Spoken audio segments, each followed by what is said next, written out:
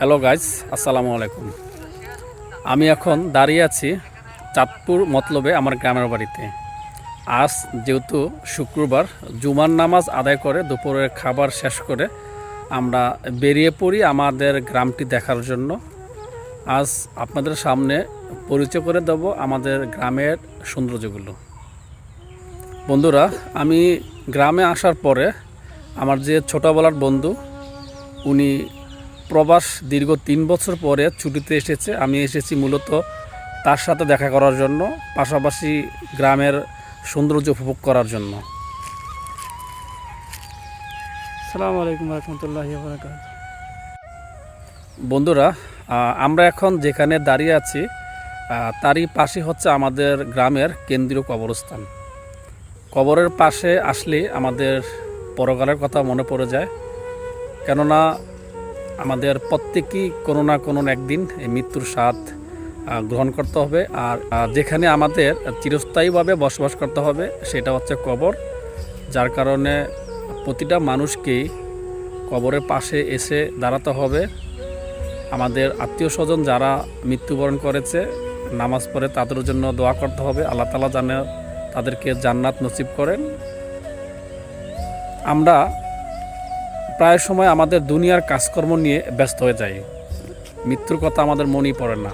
কিন্তু যখনই আমরা এই কবরের পাশে দাঁড়াই, গোরস্থানের পাশ দিয়ে হেঁটে যাই, তখনই হচ্ছে আমাদের মৃত্যুর কথা মনে পড়ে যায়, আমাদের পরকালের কথা মনে পড়ে যায়। সাময়িক সময়ের জন্য হয়তোবা আমরা কিছুটা ভালো হওয়ার চেষ্টা করি বা ভালো হয়ে যাই, কিন্তু আবার যখন আমরা দুনিয়ার কাজকর্মে লিপ্ত হয়ে যাই, তখন আমরা আবার সেই মৃত্যুকে ভুলে যাই। আমাদের প্রতিটা মানুষের উচিত বা প্রতিটা মুসলিমের উচিত মৃত্যুকে সবসময় স্মরণ করা, বড়কালের কথা সবসময় স্মরণ করা, তাতেই আমাদের মঙ্গল বয়ে আনবে। বন্ধুরা, এই সেই রাস্তা, যেই রাস্তায় আমরা করোনার মধ্যখানে আমাদের ফেসবুক বা ইউটিউবে আমরা বিভিন্ন ভিডিও আপনাদের মাঝে উপস্থাপন করেছিলাম।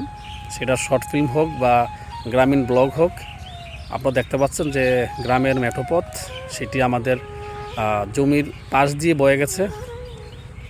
এই জায়গাটির কাছে আসলে আমাদের সেই পুরনো স্মৃতি মনে পড়ে যায়, কারণ এখানে আমরা দীর্ঘ করোনার প্রায় 1 বছর এই রাস্তায় আমরা আড্ডা দিয়েছি, বিভিন্ন ভিডিও আপনাদের মাঝে উপস্থাপন করেছি।